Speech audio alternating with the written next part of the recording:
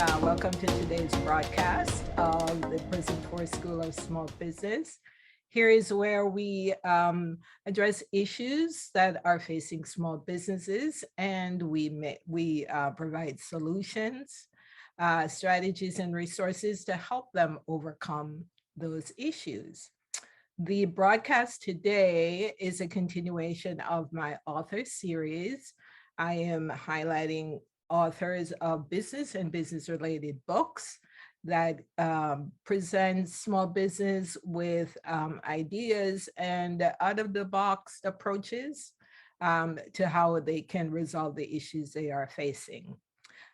Today, I'm going to be having a conversation about networking. And my guest today is the one and only Mr. Frank Agan. I call him Mr. Networking. Frank is the owner and founder of M-Spirit Business Connections. This is a networking organization that connects small businesses to reliable sources of quality referrals. And in Frank's words, he's a lifelong student and mentor of professional relationships and networking. Today, we're going to be, incidentally, Frank has authored or co-authored over 37 books. That's amazing. Today, we're going to be focused on one of those books, Foundational Networking.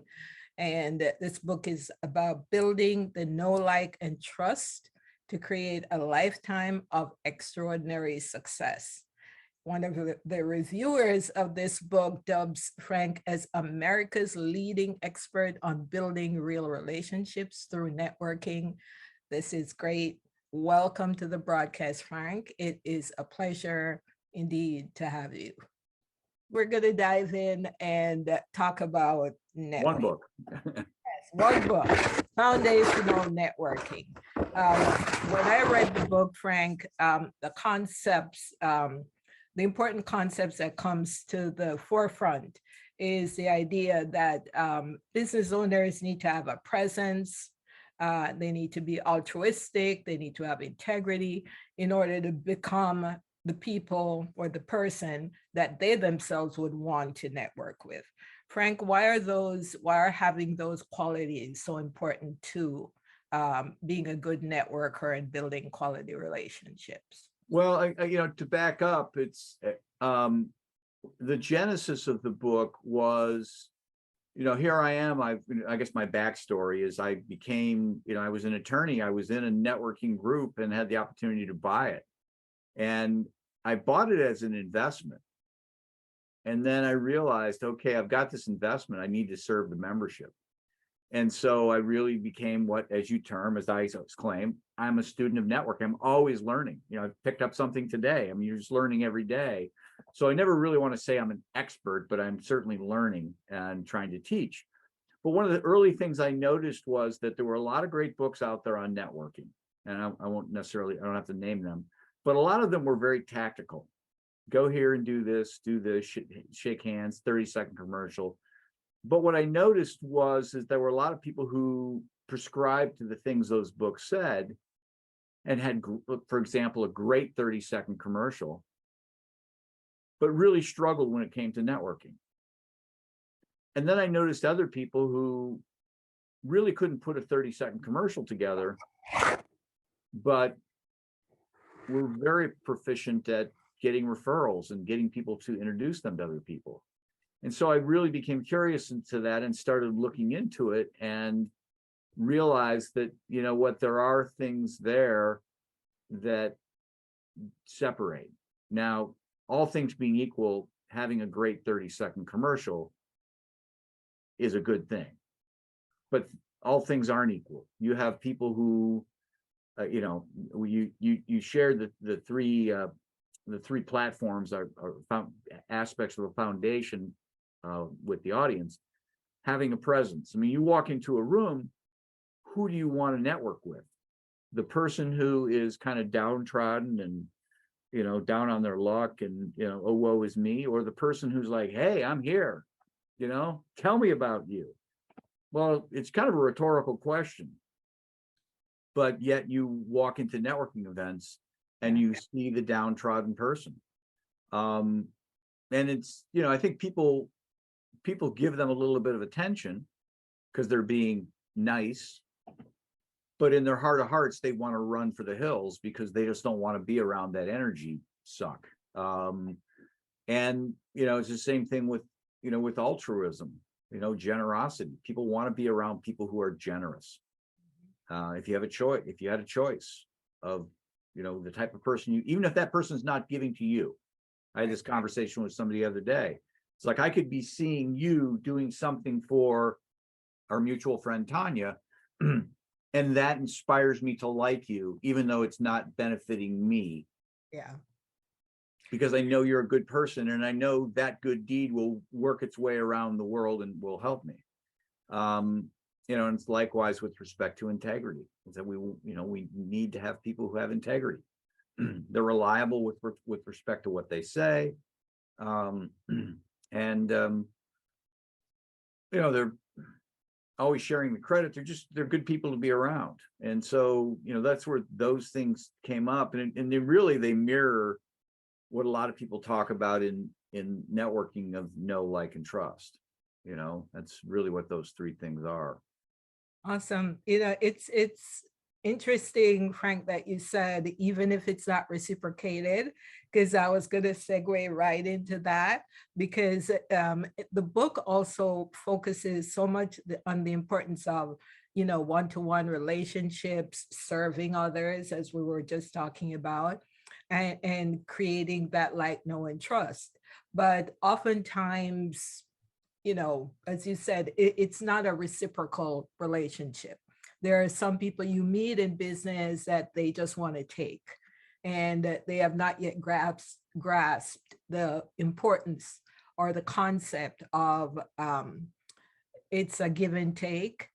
And I want to ask you, why is it important, or shed some light on why, if someone, let's say you going to a networking event, you're giving, you're serving, you're building relationships, you're connecting with people, you're connecting people together, but you feel as if it's not reciprocated. Why is it important for you to keep going in that direction, even when you feel as if it's not being reciprocated?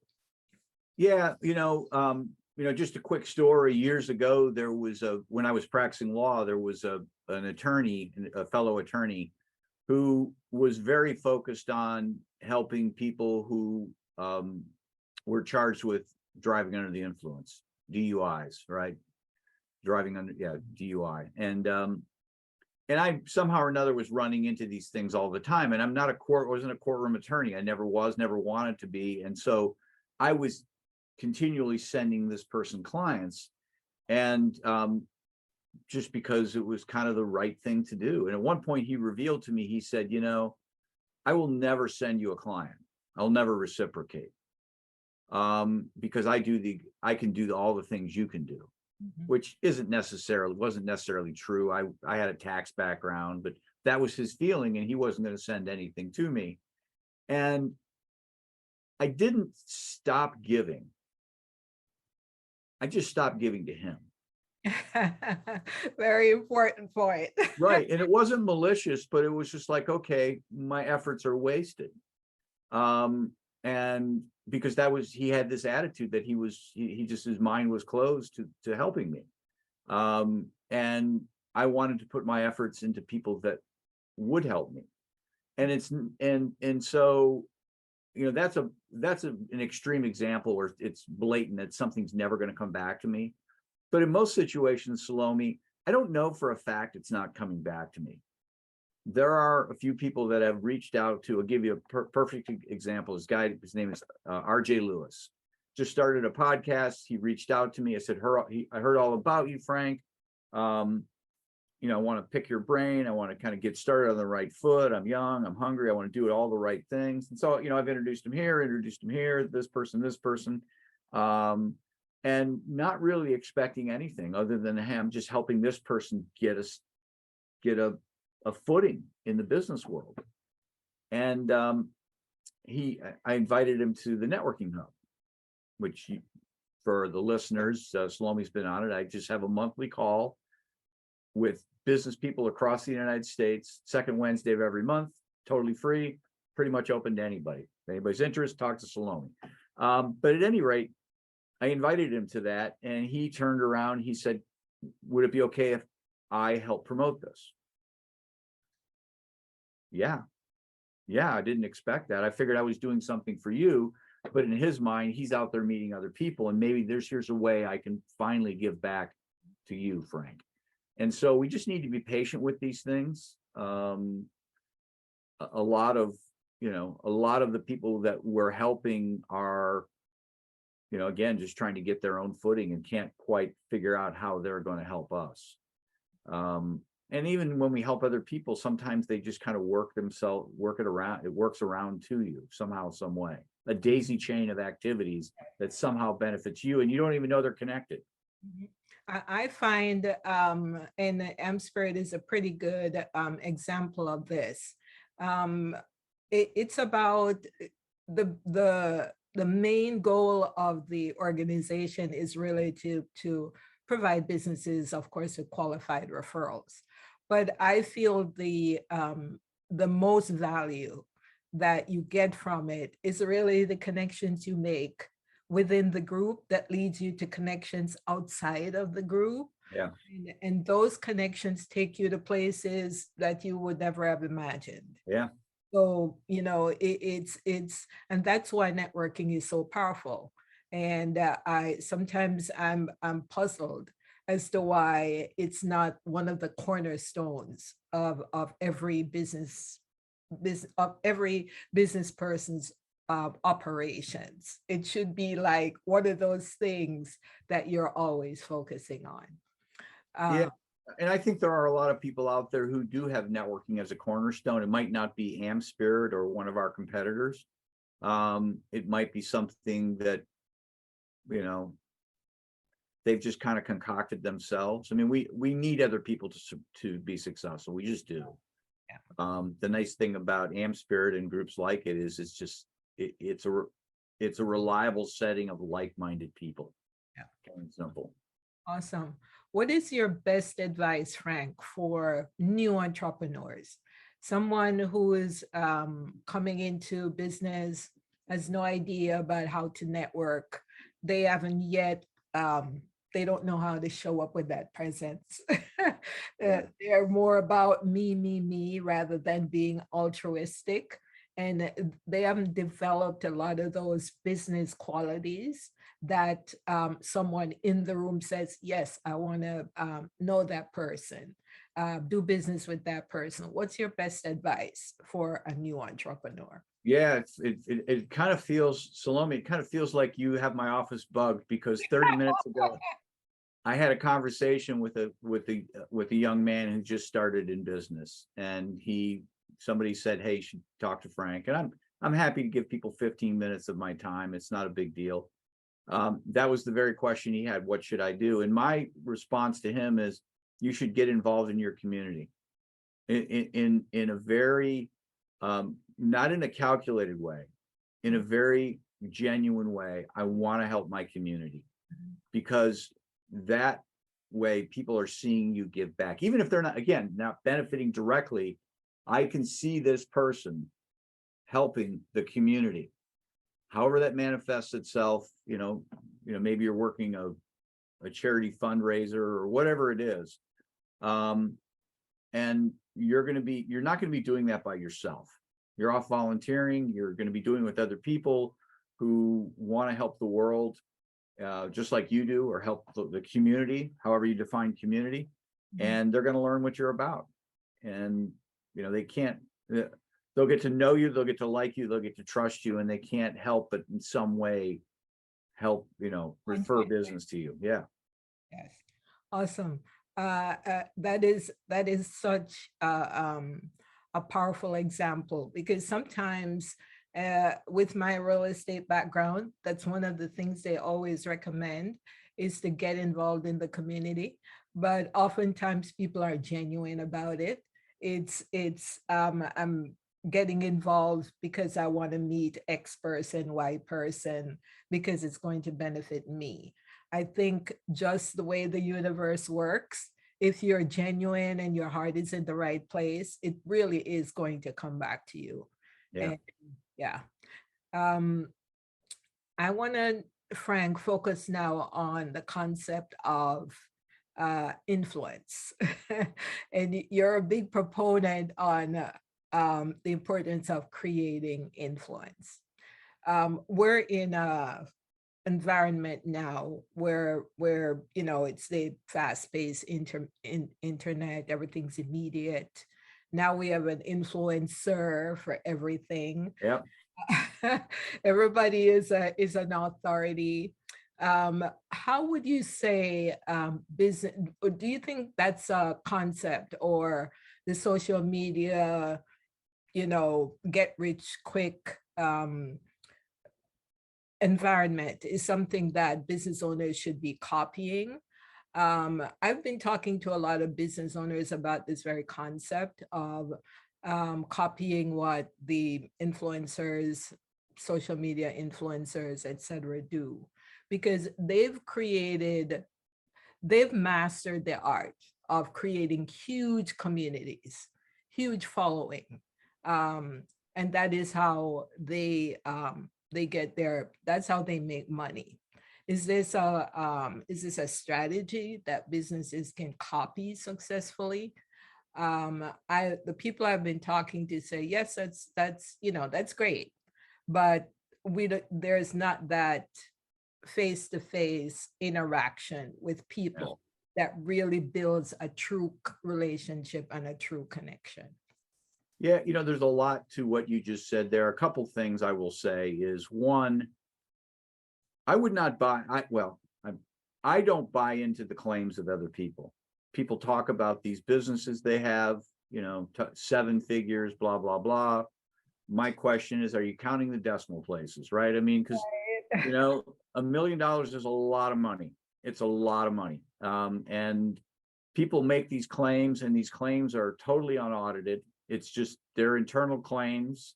And so because somebody tells you they're great, or somebody says they're great, Mhm. I don't really buy into it. Yeah. I really don't. But when we think of the notion of influencers, and people see this, and they look at the glamour, right? Oh, I can get on, I can put makeup on, maybe not me, but people, I can put makeup on, and people are going to watch, and they'll hang on my every word. Well, not everybody can be a star quarterback in the NFL, or a relief pitcher in Major League Baseball, or the beautiful supermodel on the runway. Not everybody can. And not everybody can be an influencer. And, if you're aspiring to do that, that's fine. But you need to know that whoever has done that just didn't fall out of a tree yesterday to do this. They have been working it for a long time. Now, there's probably a story about somebody who just came out of nowhere. And those are urban legends. But the people out there who've been successful have really, really worked at it. And they've had some long days and some long nights, and times where it was like, this might not work. The other thing I'll say with respect to, trying to emulate those sorts of things is, I think about Facebook, not what Facebook is today, but what Facebook started as. Facebook started as a platform for guys to meet girls. That's what it was. And I'm not belittling it, but my point is that Mark Zuckerberg put this thing together with a quasi noble purpose, right? It was a very small purpose. I'm just going to serve this community well. And then it started to take off, and the community grew and changed, but it just started off with this noble purpose. And so I use that as an example when I talk to new business people, or people trying to, reinvent themselves, because I want to be the next Facebook. It's like, what? People who try to be the next Facebook generally fail, because they're trying to just be big without serving. And so the first thing you need to do is just serve people. You want to be an influencer, then just start influencing. However you want to do it. And it might be small, and you might not make any money doing it. And that's okay. And if you're willing to not make any money influencing people and do that for several years, eventually the money will come. But you just can't say, okay, I want to be an influencer. Somebody send me, swag and checks and that because I say I'm an influencer or whatever it is, an entrepreneur. I mean, you've got to put the work in. Yeah. Frank, you've mentioned that word a couple of times, patience. Yeah. Unfortunately, a lot of new entrepreneurs, new business people haven't mastered that ability to just be patient. Yeah. Want it now, they want it yesterday. Yep. But in my experience, and I'm sure as in yours, this can sometimes take years. I was on a podcast, actually a webinar the other day, and there was this famous guy talking about how to help businesses create their brand. And at the end of the talk, he said, the facilitator asked him about his brand. And he said, after all these years, he's just narrowed down exactly what his brand should be. And Yeah. I'm thinking, here's a guy who's speaking on world stages, influencing people, but yet it has taken them this long to where he really feels that this is his brand and this is what he has to offer the world. Yeah. So that concept of being patient is amazing, and not a lot of people, takes time for them to get to that realization. This book, Frank, Foundational Networking, it was, I really, you sent me another book on networking, and I thought that was an amazing book. It was an easy read. It was right to the point. And it was Susan, a mutual colleague of ours, that you sent it to her, and she got me onto it. And the book, the concepts in the book, I think it came out in 2008. Of course, we talked about the know, like, and trust. Networking, because of world events, as we know, COVID, et cetera, has moved way left into the virtual realm. Other than it becoming more global, Frank, how do you think networking has changed? And has it changed for the better or not? What's your view? I guess you have to define what change means. I mean, yeah, we're able to connect with people worldwide, but my main premise, I guess, is that it really hasn't changed. Is that know, like, and trust is still what it was hundreds of years ago. George Washington met Betsy Ross at church. There was no phones, there was no cell phones. Their church pews were right next to each other. They got to know each other, like each other, and trust each other. And we still, you and I have gotten to know each other, like each other, and trust each other. Now we've never met in person, but we've had a lot of these conversations. I feel like I know you. If I were to meet you on the street or come down to Miami and meet you, don't come up here, it's getting cold. But I would feel like I know you. I wouldn't feel like, okay, I'm meeting this person for the first time. We'd just be like, the only thing I wouldn't know about you is how tall you are. That's all I wouldn't, I'm like, oh, wow, she's really tall, or she's really short, or whatever, or that's exactly how I imagine. But, we still need to develop the know, like, and trust. So I think what the internet has done, and there's a lot that falls under the heading of the internet, social media, certainly these Zoom calls, it's just allowed us to connect with more people over longer distance. I had a call last week with a friend of mine in Thailand. It was at 7:00 at night. No, for me, it was 8:00. It was 7 a.m. for him. It's like, there's only a small window of time we can communicate. But we've become pretty good friends, and it's amazing, through email. I'll email him and, then the next day my response is there. So it's kind of a neat thing. But I don't know that it really changes anything. Just allows us to really connect with lots of people over a long distance. Um, maybe change was the wrong word. Yeah. But so I would say in my conversations with other business owners, and it's my feeling as well. I agree with you that not much has changed fundamentally, but I find that the absence of the face-to-face is impactful, because for Sure. me, I think that when you're face-to-face with someone, you really get to know them a lot better than when you're in the Zoom room.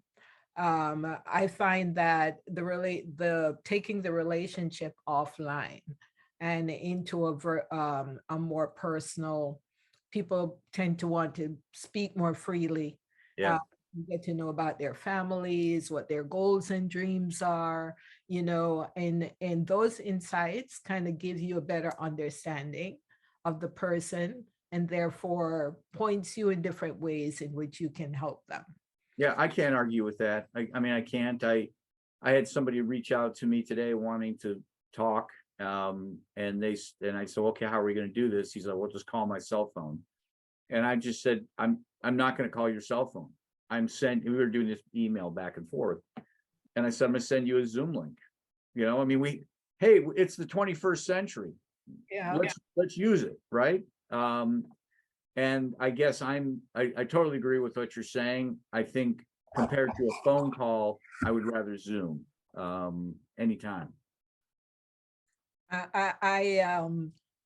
Someone invited me to another networking platform, and we were speaking about the same thing. And in his opinion, he thought that we were moving back into the more face-to-face, in person, everybody in a room style of networking. Do you see that happening, Frank? Personally, in my opinion, I don't think so. I think it's going to be a hybrid of the two, Yeah. because there are the Zoom, the virtual networking becomes more manageable for a lot of people. Yeah. And they have just clutched onto it because it's something you can do easily. It's convenient. You can fill a lot of them into one day.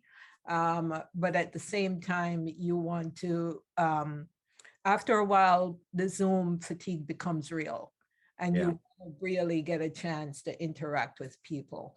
Um, do you think, Frank, that it will ever go back to that? I know in your networking organization, most of your groups are in person. Mhm. So do you think that it will um, be kind of sort of a hybrid of the two? It will just be majority virtual, or will it slowly go back to the in-person way of networking? Well, I think people are being more judicious with their time. They have the ability to be more judicious with their time. And I am prone to, like, I had somebody the other day, hey, let's have a cup of coffee. I'm like, why don't we do a Zoom call? You're on the other side of town, I'm here. It's 90 minutes, and 30 minutes, we can really cover a lot of ground. And if we need to take that next step, we can always do that. But as a first step, let's just do that.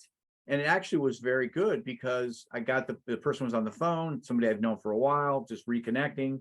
Hey, Frank, I lost my job. I'm looking for some connections. Here's my resume. I'm like, oh, I can connect you this person and this person. So in 20 minutes, I'm like, okay, Craig, I've got you set, right? I'm going to take care of you. If that had been 90 minutes, I still would have uncovered the same thing. It would not have been as a productive use of time. But back to your question, will it go back? Will it be majority Zoom or in person? It's really going to depend. I find that people do like the in-person meetings. But some people also like the convenience of doing a Zoom meeting. Well, it's much like your chapter. I mean, it's a Zoom meeting and then you guys get together once a month or so and kind of, so it's hybrid from that standpoint. And I think that works. What I see not working is the hybrid where half the people are in the room and the other half's online. I just don't see that working at all. That It's is problematic.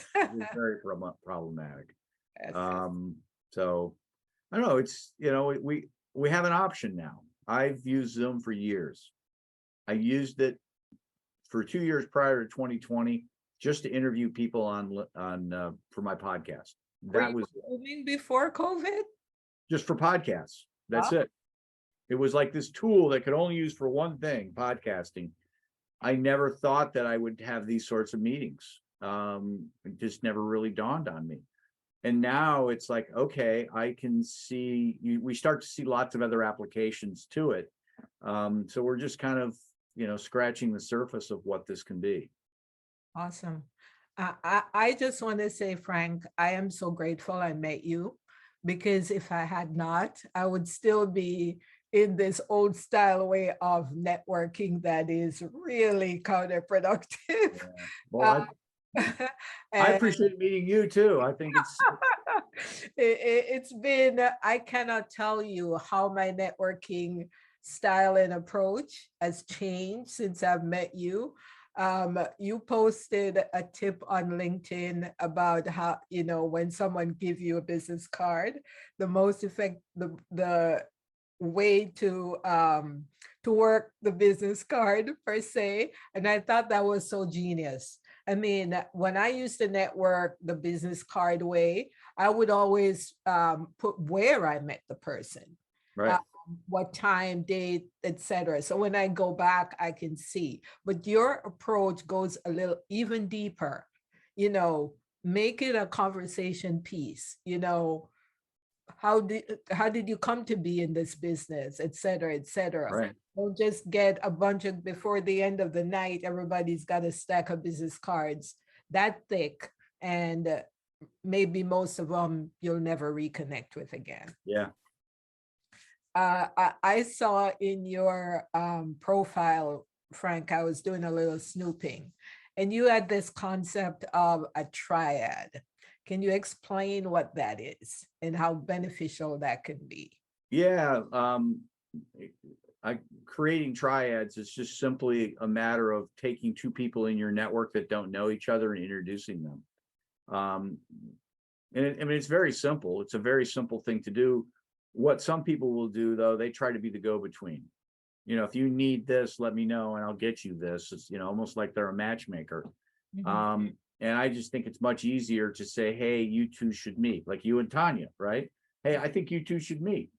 Like, you're both down in Miami. I both know you guys, right? I've met her once in person. I think you guys should know each other. I'm going to get the hell out of the way because I add no value to your relationship. I hinder it.